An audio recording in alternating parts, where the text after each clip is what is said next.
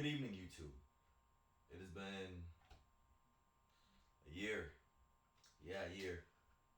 I'm gonna cut right to the chase because I don't like long intros. I have been gone, but long story short, I'm back on it. I went through some things, kind of forgot about YouTube, pursued some other things that I'm doing right now, but I did not want to forget about this because I love this. So, um, kind of going through, you know, redoing my channel because I know what I want to do now. I really do want to pursue film and I really do want to pursue podcasting. So that is what this channel is going to consist of. This channel is going to consist of podcasts and movie and TV reviews. All thing film, all thing TV. I'm also going to do podcasts. So now that we got that out the way, no further ado, my first ever review, which is Stranger Things Season 4. Yeah. Um, this season, like all other seasons, I enjoyed. Um, this was by far the best season. Let's not get that twisted. This was the best season. Um, it isn't without its flaws, just like everything. But what I can say is that this season blew me away. Emotionally, man, I was balling at work. I had to watch. See, I had to watch episode. What was it? 8 and 9 at work, because I knew I wasn't gonna get through it at home. I do way too much in a day, man. So, um, emotionally, hit me hard. So, and excuse me, this is my first time reviewing anything, so I'm kind of like trying to figure out how I want to say anything, But as I go down the road in reviewing film and TV, I'm pretty sure I'll find my way of doing things. And if you have any recommendations on how to do things, and on how to go about explaining things in terms of reviewing, let me know in the comments if you're watching this. But what I do want to go over is the grading system I'm going to do when I review things. Let me get that up on my phone right now. Sorry. All right. So what we're going to be going over is 5 points: plot, tone, pace, acting, cinematography. And we're going to grade all of those from 1 to 5. And we're going to find an estimate between how I grade each of those 5. So let's go over the plot. Plot, plot wise, I will say,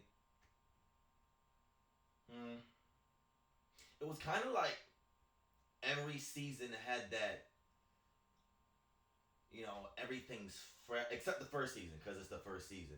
But like every season after the first season had that, this is a fresh start. We defeated this villain.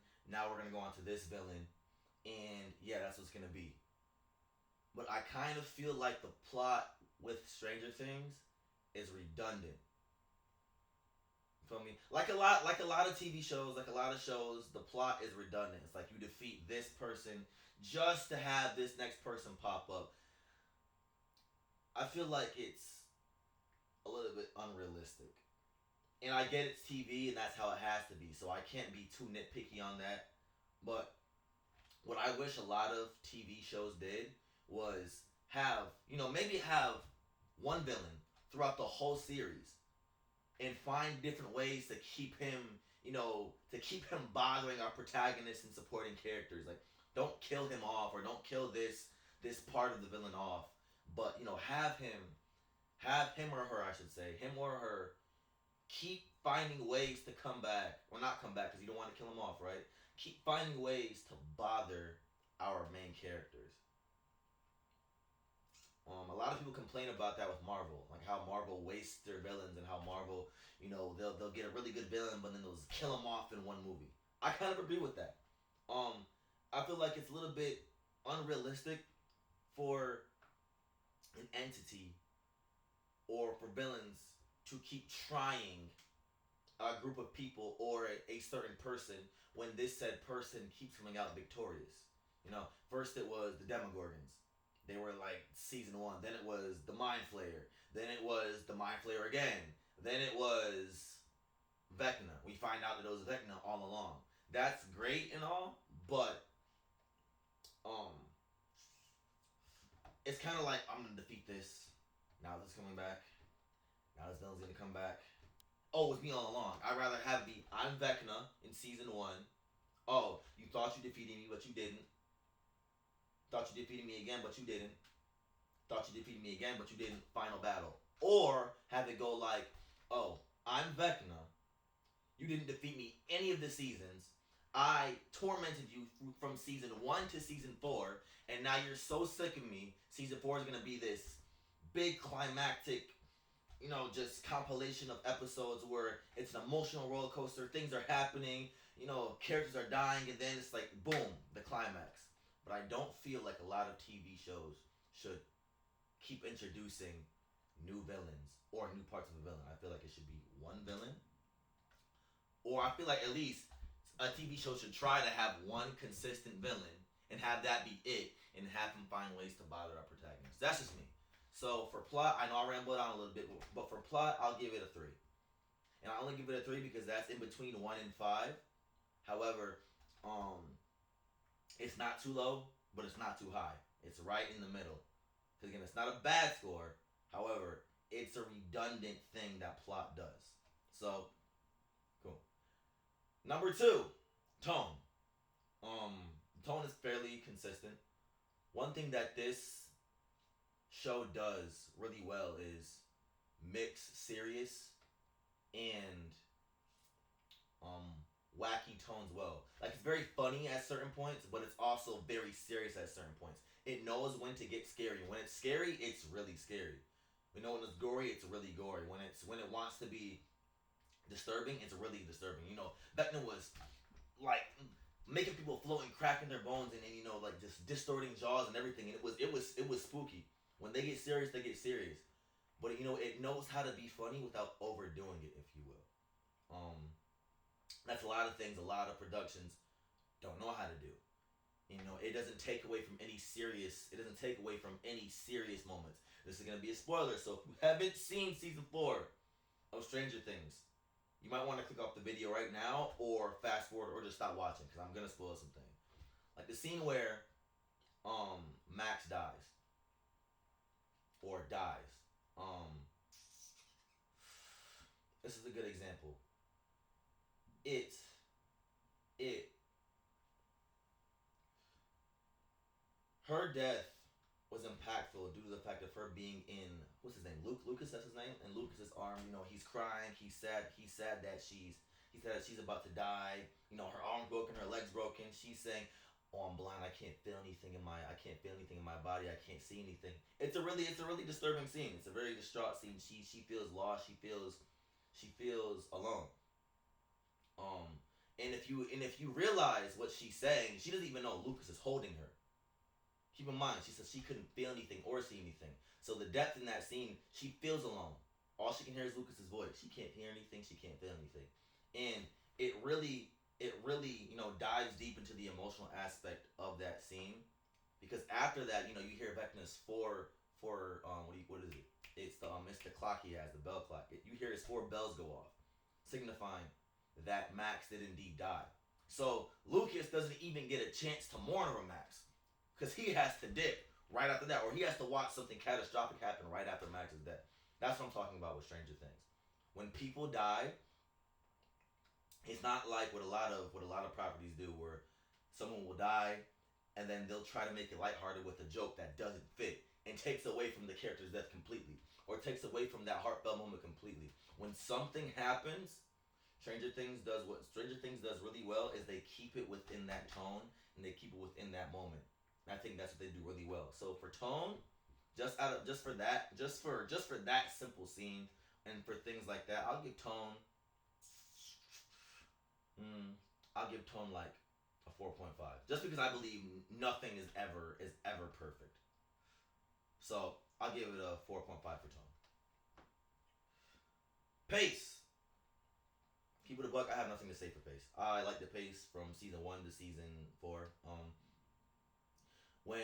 Even when things aren't happening, when things aren't action packed, when things are going slow, they always make it interesting. There is no boring character to me at all. There, all these characters have really good character development. One thing I will say though about the character development is stop killing off new characters within the season because you have some really cool characters. I was mad that Eddie died. Okay, I was mad that Eddie died. Listen, you got to keep certain characters alive. I find it, and this can go into plot too. Um, what did I give plot? This can go into plot too. I feel like it's a little bit unrealistic to have the same cast still alive from season one from start to finish. Think about it if you were in this situation, right? To make cinema good, you kind of got to give people what they don't want and take things away. That's what made Glenn's death in The Walking Dead so impactful. We know that in the comics he died, right, in a brutal way. But in TV, you want your favorite character to survive so much. But what makes an impactful moment in impactful cinema and impactful TV is when you take something away from your audience, when you strip them emotionally of something. And I feel like, um, I feel like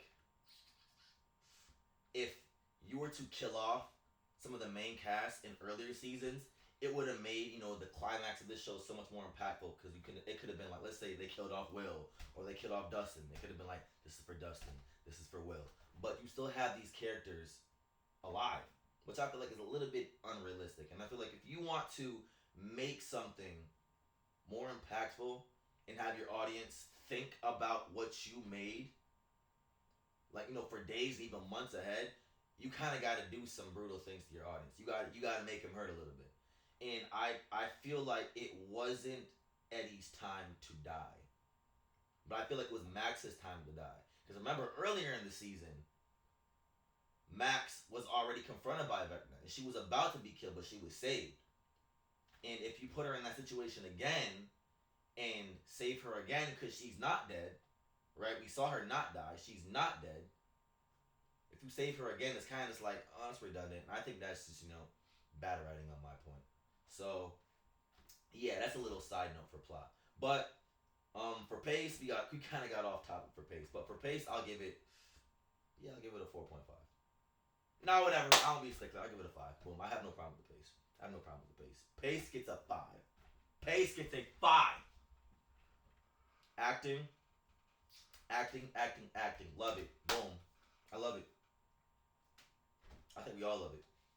If I'm wrong, correct me. But I like the acting. Love the acting. 5. 5. Nothing to say here.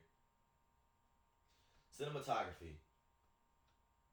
This show has some of the best cinematography I've ever seen in my life. Color grading, to the composition, to how they use rule of thirds, to how they place their shots, the lighting, how they use their motivated lighting, how they use their filling light, how they constantly know how to use the dumb side and the smart side effectively. That's a term in cinematography. Um, I just think, yeah, the cinematographers, they're some of the best cinematographers that have you know ever done it. And if I find out who they are, I will definitely keep them in my little notepad because I myself am a cinematographer and I am inspired by things like this. And like I said, guys, if I'm rambling on, let me know how to word things because again, I am kind of nervous, but I'm gonna keep this completely raw. I don't want anyone to feel like I'm cutting out anything and I'm tripping over my words because I am tripping over my words. I'm tripping over my words, but I don't want people to feel like I'm cutting out anything. This is completely raw. You're seeing me fail, and we're going to rise to the top. This is my first review. So, what do we give? I totally forgot what I gave the plot. I think I gave it. I think I gave the plot what? What was it, a 4? No, plot was a 3. Plot was a 3 because it was redundant. Plot was a 3. Tone was a 4.5. Pace, I gave it a 5. Acting, I gave it a 5. And cinematography, I gave it a 5. So, those are your grades. We got plot and tone, 3, 4.5, pace, acting, cinematography. So, overall, we have 3 5s, 1 3, 1 4.5. So, overall, Stranger Things Season 4, Parts 1 and 2, gets a score of a 5. Yeah.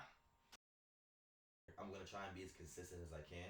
Like I said, what you can expect from this channel are, again, film and TV reviews, podcasts, and we'll throw some vlogs in there as well. This is your first video, first review. More coming at you soon. Bam, we're done.